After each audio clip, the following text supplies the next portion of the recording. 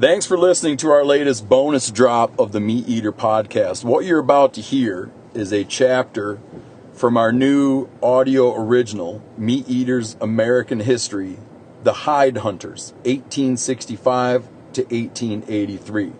If you like what you're hearing, you can go find the complete work anywhere that you get your audio books. Again, MeatEater's American History, The Hide Hunters, 1865 to 1883, and here's a little taste called Ghosts.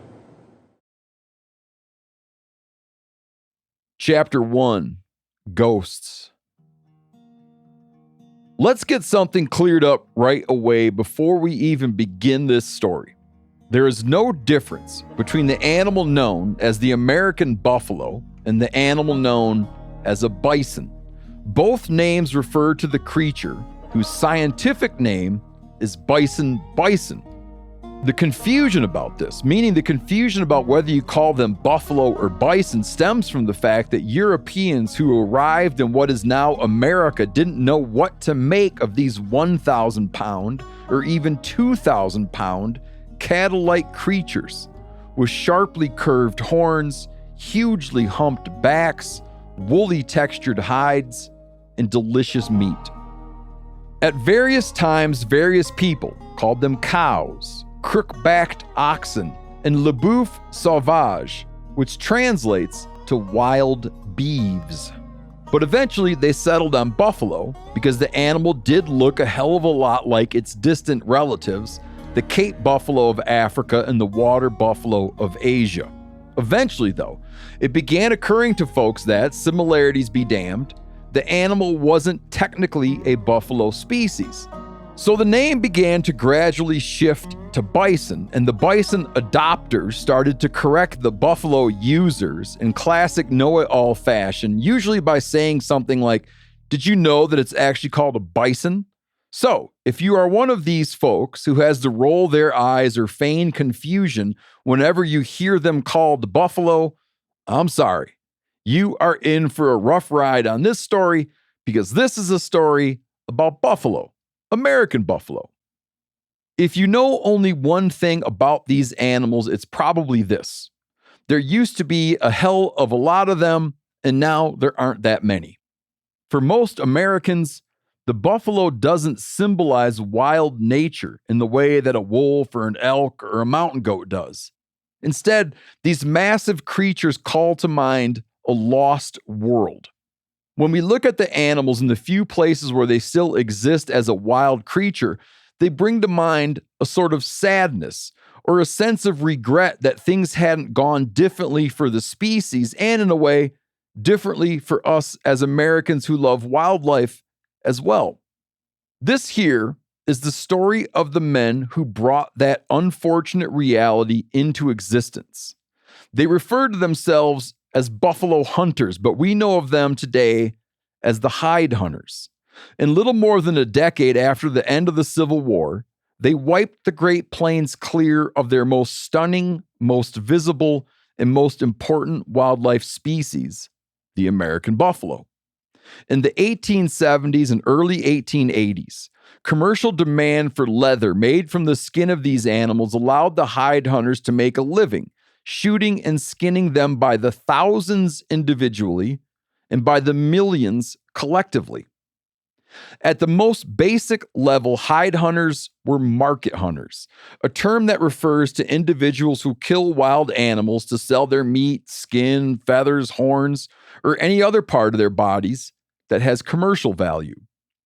Over the course of American history, there have been a number of market hunting booms, and it's no coincidence that these eras have left us with some of our wildest tales of wilderness adventure. Daniel Boone was a market hunter who trafficked in white-tailed deer skins in the mid to late 1700s.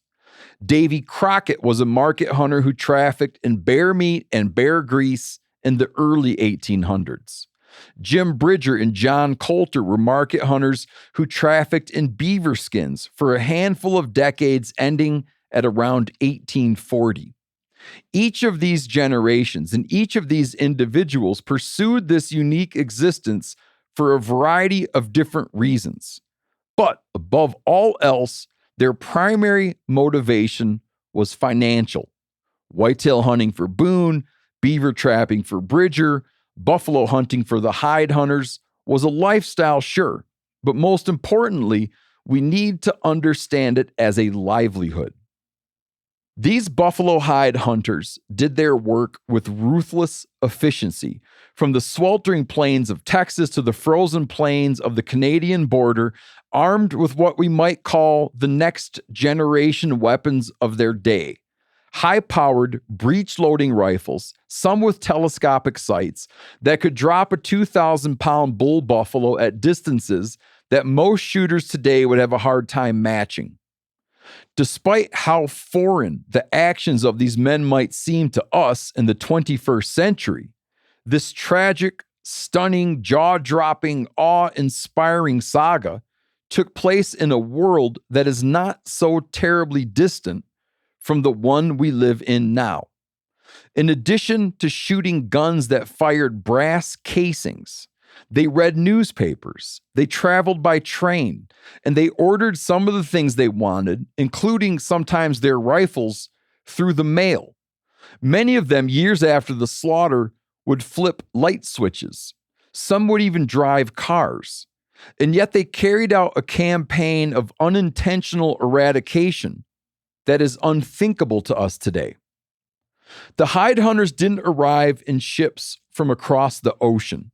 They weren't exploring places that had never been seen by a white man. They didn't rack up a list of crazy firsts. The first person of European descent to reach the Texas Panhandle, where a good hunk of this story takes place, got there 324 years before the start of this story. It was the Spanish conquistador Coronado. The first non-indigenous people to cross the continent, the Lewis and Clark expedition, had done so 60 years before the start of this story. There are no frontier luminaries in here. There are no Daniel Boones or Jim Bridgers among the hide hunters. We've mythologized those hunters and trappers into honorary founding fathers. They star in countless films and TV shows and songs and campfire tales. But the hide hunters, they don't make movies about them. Children don't play games pretending to be them. Sure, a few of the hide hunters became well known for doing other stuff later on, like being gunfighters and ranchers and entertainers and conservationists. But their names as hide hunters are largely absent from the annals of history. There were maybe about 5,000 of them in total, who worked as either a shooter, a skinner, or simply a hired hand. There were many colorful characters, some with quite descriptive nicknames. You had Charles Squirrel Eye Emery, Sore-Toed Joe, Limpy Jim Smith. You had Snuffer, Soda Water Jack, Three Finger Foley, and Buffalo Jones. Dirty Face Jones got his name when a bullet intended to kill him missed his head, but his would-be killer was so close that the burning flash of powder seared his cheeks and nose. You could be forgiven for confusing Dirty Face Jones with Powder Face Hudson, but it's two different fellas. Wrong-Wheel Jones committed an innocent act of stupidity that he'd never lived down when he insisted to a group of his fellow hunters that it was impossible to replace a broken wheel on the right side of a wagon with a wheel from the left side. To illustrate the fraught nature of their work, consider just a few short things about skunks. The hide hunter Skunk Johnson is largely remembered for an episode when he was trapped inside his cave-like shelter known as a dugout by a party of hostile Indians. The siege lasted 15 days, during which time he only ate skunks. Another hunter, known as Kentuck, was bitten by a rabid skunk, causing him to crawl underneath a railroad water tank in a delusional fit where he died. A third hide hunter, whose name is lost to history, also suffered a bite from a rabid skunk.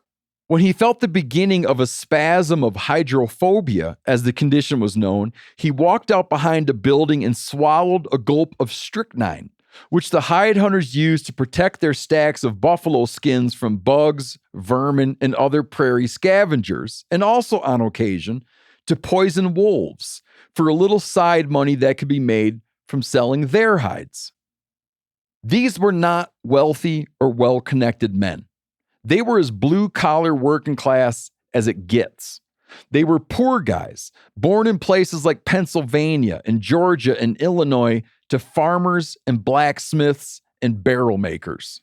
A great many of the hide hunters had been tangled up in the horrors of the Civil War on both sides of that conflict as fighting men. Killing buffalo by the dozens and sometimes upwards of 100 in a day per man, the hide hunters wrought perhaps the most egregious episode of natural resource overexploitation in the history of the United States, if not the world. We simply don't have any other examples, at least in the historical era, of a comparable, widely distributed wildlife species pushed to the brink of collapse so quickly by the hands of man. Whatever one thinks about the outcome of all that killing, and there's really only one thing to think, which is, what an incredible waste. You can't escape from the reality that these guys were absolute masters of their craft. They were tough. They craved adventure. They had incredible endurance. They could think fast. They could shoot. They could fight. They were brave to the point that it resembles a suicidal recklessness. And man, they could work harder than anyone you're ever likely to encounter in your own life today. What made the era of the hide hunters possible was a combination of factors too big and complex for most of them to have fully comprehended. In hindsight, it looks like a perfect storm. For one, consider the impact of the railroads. Long hunters like Daniel Boone and mountain men like Jim Bridger were distinctly pre-industrial. They operated within the natural constraints of muscle and bone. The great bottleneck in their operations was the cold reality of needing to move goods, deer skins and beaver pelts respectively, to market on the backs of horses and mules. For Boone, this meant leading a small string of horses over rough trails through the Cumberland Gap and across the Appalachian Mountains. The mountain men who plied the streams of the Rockies in the 1820s and 1830s moved their furs via an annual pack train that took several weeks to cross the plains even in good weather. Their operations were fueled and limited in scale by equine conveyance. For the hide hunters, the railroads transformed everything. The heavy, cumbersome, quite rigid hides of buffalo were shipped back to the tanneries of the East in such quantities that they could not possibly have been moved by wagon train or horseback. The timeline alone reveals the connection with stunning clarity. It is no coincidence that the hunt in Kansas erupted in 1872, the same year that the Topeka and Santa Fe Railroad arrived in Dodge City. It is no coincidence that the height of the killing in Texas followed the arrival of the railroad in Fort Worth on July 4, 1876. And once again, it is no coincidence that the northern herd was quickly wiped out following the extension of the Northern Pacific Railroad to Miles City in 1881. At the same time, the proliferation of factory machines and the accelerating industrialization of the American economy created an insatiable demand for tough, elastic leather that could be used as drive belts, as in factory belting. Picture for a moment the timing belt in your car or in your snowmobile. It's essentially a strap running around two wheels so that when one wheel turns, typically powered by a motor, the wheel on the other end turns as well. Simply put, a belt transmits power from one place to another. And in the ever-expanding industrial economy of the late 1800s, miles of belting were needed to apply power generated by steam or water wheels to looms, saws, lathes, and any number of applications where machines were doing work that was once done by hand. Buffalo leather, which compared to cattle leather was more elastic while also incredibly tough, served as an ideal material for machine belting. And at the very moment that transportation networks were able to deliver buffalo hides by the millions to eastern tanneries, and those eastern tanneries were able to sell unlimited quantities of those processed hides, advances in firearms technology accelerated by the Civil War made the American rifleman exponentially more effective than his predecessors of only a few decades before. Earlier breech-loading rifles, to say nothing of the muzzleloaders that came before them, were too underpowered, too inaccurate, and too clumsy to reload to have been capable of the buffalo killing that the hide hunters unleashed on the plains. We'll get into the specifics of those rifles later on, but just as our story would have been impossible without the railroad, it would have been impossible without the cutting-edge firearms of the post-Civil War era. The Civil War lurks in the background of this story as a sort of dark prequel. In the title of this work, you'll notice the date range, 1865 to 1883. Well, 1865 is the year the Civil War ended. The aftermath of that bloody war between the states pushed out westward a restless generation of men in search of work and opportunity. It pushed them away from the war-ravaged cities and agricultural communities of Southern Reconstruction, away from the stricter discipline and meager rations of military service, away from the insecurity and claustrophobia of the family farm, away from the starvation wages of the northern factory floor. On the distant plains of the American West, they saw a new life of promise, adventure, and cash. A couple of years ago, I sat for a lengthy interview for a Ken Burns documentary on the history of the American buffalo, and during the editing process, I was invited to offer feedback. My primary concern with an early version of the series was that its short treatment of the subject of the hide hunters dehumanized them. It made it seem as though they were motivated by some sadistic desire to destroy American wildlife. It's understandable how people would get that idea, but it's naive.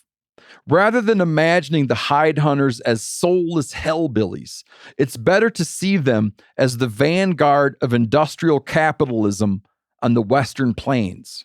In today's world, serious thinkers don't personally blame an Appalachian-born coal miner for air pollution.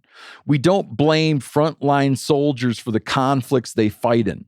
And we don't blame the guys driving concrete trucks and hanging drywall for suburban sprawl.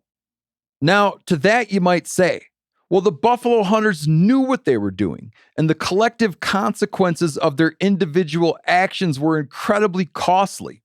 Well, if in 50 years, all of the most apocalyptic predictions about global warming have come true, I'm not going to say that a guy making a living in a North Dakota oil field was a bad guy. And I'm not going to cite all of the times you turned on your air conditioner or failed to organize carpools instead of driving alone. I'd instead point my finger at political inertia, societal indifference, the perceived imperative of economic growth, and the human tendency to endure changes for the worse rather than trying to remedy them. Not that these guys were saints. They most certainly were not. It's fair to say that most held the same prejudiced views of Native people that were common at the time, and they did not keep those prejudiced views to themselves either. Some of them were objectively villainous figures, and many had a real penchant for violence. And I hope it's clear by now that I mourn the consequences of their actions. At the same time, to understand them as real people requires recognizing the larger systems and structures of which they were just one small part, and acknowledging that everyone has limited choices from which to choose. As the hide hunter Frank Mayer said of his time shooting buffalo on the plains, he had a hide. The hide was worth money. I was young, 22. I could shoot. I'd like to hunt. Wouldn't you have done the same thing? If I'm answering that question honestly, as your author sitting at a microphone, as a guy who lives for hunting and fishing, and I put myself back in Frank Mayer's shoes, I think the answer would be, yeah, I would have done the same damn thing.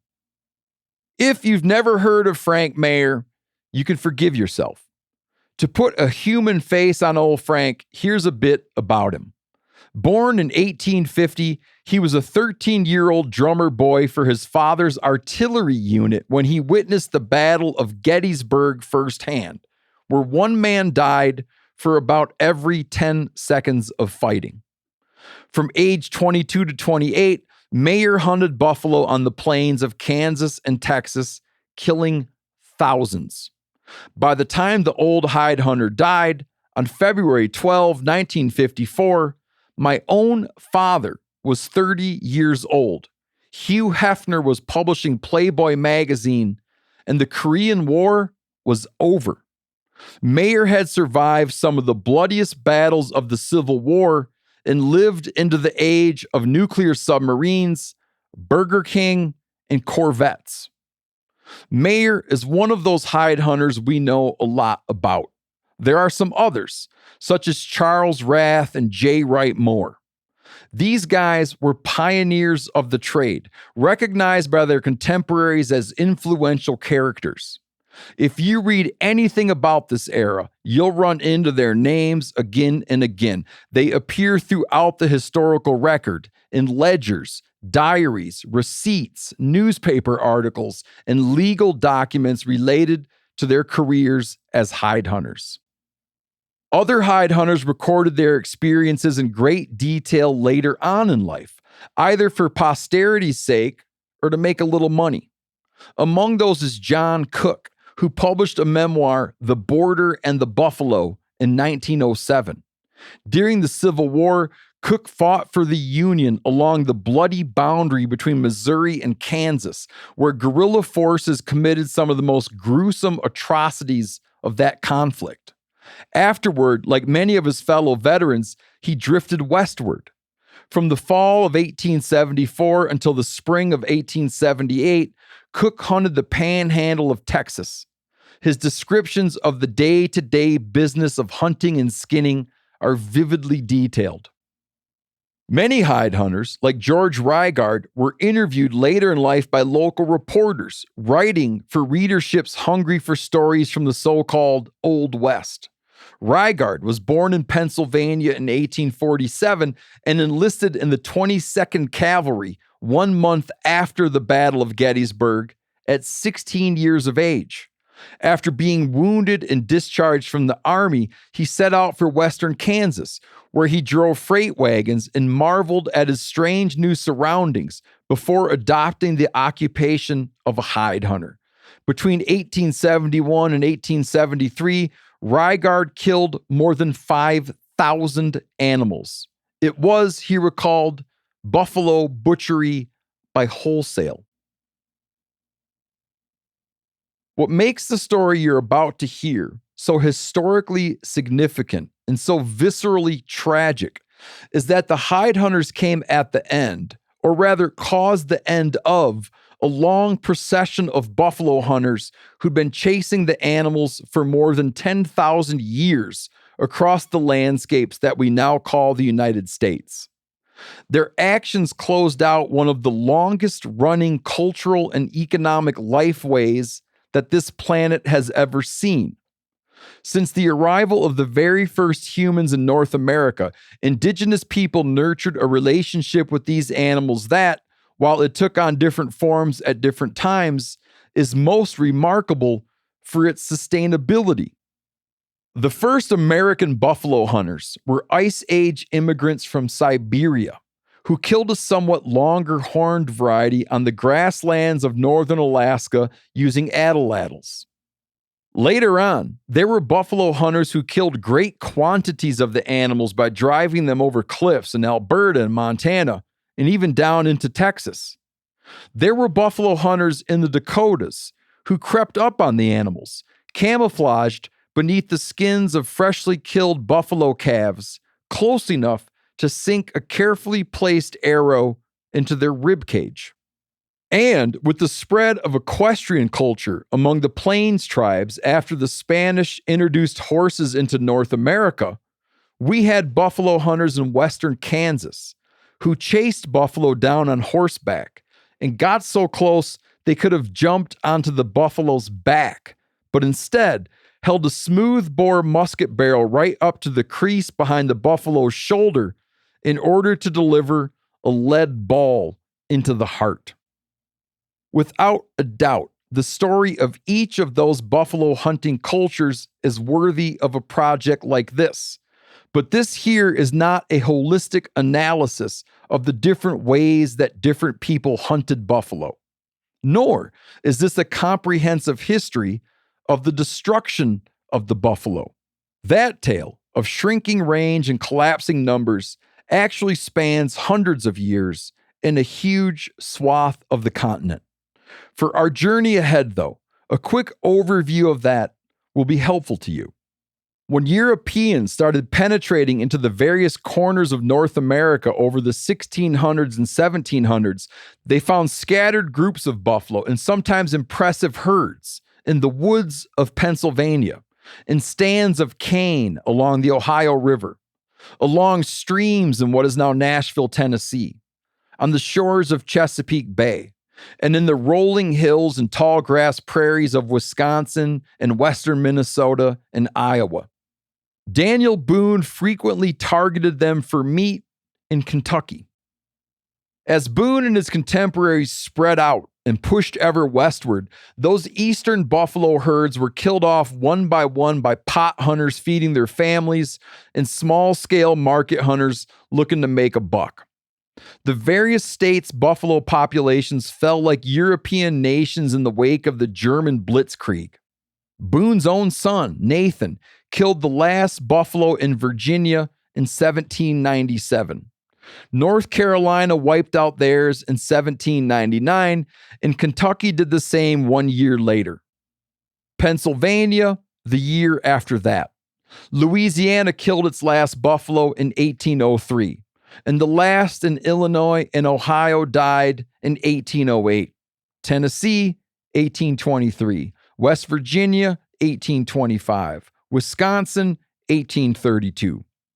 By the close of the Civil War in 1865, which again begins the story of the hide hunters that I'm going to tell here, the animals were still mind-blowingly abundant in what you might think of as the core of their historic range, the American Great Plains and the Intermountain Valleys of the Rockies. Buffalo were still in the panhandle of North Texas. They were still in western Oklahoma, western Kansas, western Nebraska. They were still in North and South Dakota. Montana, Wyoming, and Colorado were loaded. There were still buffalo in northern New Mexico. Admittedly, the best research out there today indicates that the herds wiped out by the hide hunters were already diminished by a host of factors besides bullets. A record drought between 1856 and 1864 helped the diminishment. Competition for grass from wild horses helped. Diseases like anthrax and bovine tuberculosis introduced by European cattle perhaps helped some. Added to that, indigenous hunting pressure and harvest numbers certainly increased after the ascendancy of equestrian hunting culture, which inspired many tribes to move on to the plains in pursuit of meat for their families and buffalo robes to be sold to American traders. So, in terms of what the hide hunters destroyed after the Civil War, how many buffalo exactly are we talking about? Historians and ecologists are still fighting about that today. A total population of around 15 million is a safe, currently fashionable number. Compare that to the estimated population size in the year 1883, the end date used in the title of this work. At that point, 1883, the number of buffalo that were still left alive in the United States was less than 1,000. Or, put another way, it was 99.99% fewer than at the close of the Civil War. Here's a thing we ought to clear up before we get too far along. Common American history lessons about the destruction of the herds like to include sordid details about the gross excesses of Western travelers and tourists gunning down buffalo from moving trains or shooting them simply to see how many they could get. Sir George Gore, an Irish nobleman, famously took a multi-year safari in Wyoming's Powder River country in the mid-1850s. Accompanied by a small army of servants, a selection of fine wines, and a French carpet for the floor of his tent, Gore killed some 2,000 bison using 75 different rifles he brought along. He's one of the most obnoxious, reviled characters of the American West. And there's no doubt there were a lot of buffalo killed just for the sport of it. But was it enough to wipe them off the face of the continent? Hardly. Another frequently repeated claim is that the U.S. Army deliberately exterminated the buffalo in order to starve the tribes of the plains and force them onto reservations. To be fair, there is some anecdotal evidence of individual officers and units targeting local buffalo herds in a scorched earth style tactic. And some hide hunters fought side by side with Army units, including African American units known as Buffalo Soldiers, during periods of hostility, especially on the southern plains. But was there an actual policy or a broader military strategy targeting the buffalo? The most frequently cited evidence of anything resembling that, General Philip Sheridan's address to the Texas legislature in 1875, has been thoroughly debunked as a hoax invented later in life by a hide hunter who wanted to drape the shame of his younger years in the flag of patriotic duty. If you start reading a lot about the history of the buffalo, you'll encounter that mention of Sheridan's speech again and again. It's BS. And in truth, all the train shooting and army shooting didn't even matter. Biologically, it was inconsequential. Today, driving across certain stretches of the Great Plains, say Interstate 90 between Billings and Miles City, Montana, Interstate 70 from Abilene, Kansas, all the way to Colorado, or Interstate 40 from Oklahoma City across the Texas Panhandle, you will feel the hide hunter's legacy in your bones, that haunting emptiness where millions of buffalo should be grazing. This story is an effort to resurrect those men who last experienced the great herds, those men who lived and hunted among them and who destroyed them. It's an effort to bring them forward, to summon them, so we can ask them some questions. Where did you come from? How exactly did you do what you did? What did it cost you? What did you gain in return? And why did you do it? We will ask those questions and seek their answers in the coming chapters. Here's a rough idea of how it will go. We'll begin by establishing some essential context for the hide hunter story, a deep time history of people in buffalo on the Great Plains and the emergence of the first market for buffalo skins in the form of the robe trade.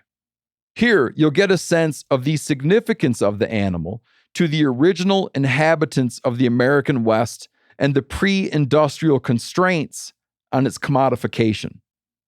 From there, we'll jump to the aftermath of the Civil War, in which a generation of displaced veterans looked westward for new opportunities at the same time that the transcontinental railroads connected the resources of the Great Plains with the industrial East. Ground zero for this explosive new economy was Dodge City, Kansas, the subject of Chapter 4. It was in this upstart railroad town where the business of the hide hunt took on its characteristic form, and its impact on the resource was almost immediately made clear.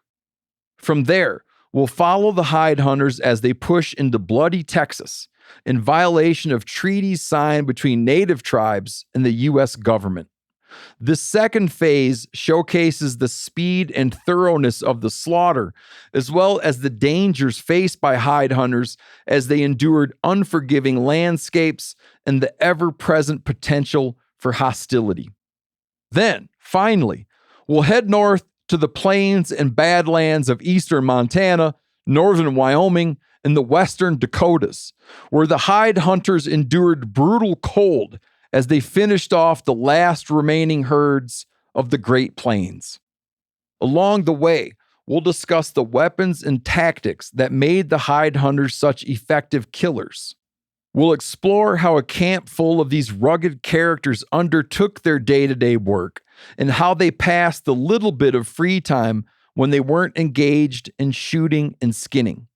We'll also give you an in-depth examination of how they process buffalo for the market and what happened to those hides once they were loaded onto eastbound trains.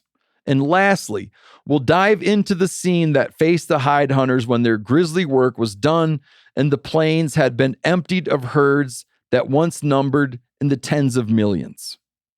Throughout this story, you'll come to see the hide hunters not as larger-than-life characters or storybook villains, but as historical actors faced with a certain set of choices. And you'll see how their story shaped our contemporary understandings of environmental degradation, commercial exploitation, and the mythology of the American West. Throughout, we'll point to the facts of how we know what we know, so you understand the sources and research that went into this in case you want to do some follow-up reading on your own. As for the sources, it would be a sin if I did not acknowledge the work of 3 historians, Miles Gilbert, Leo Remiger, and Sharon Cunningham, who have published 2 initial volumes, A through D and E through K, of an ambitious encyclopedia of buffalo hunters and skinners. It's the most comprehensive resource out there for researchers who want to track down the names of hide hunters and figure out what published and archival materials might exist in order to better tell their story. Trust me when I say that our telling of the hide hunter story would be missing some choice details and incredible anecdotes if it weren't for these unique works. Now, let's get on with our story.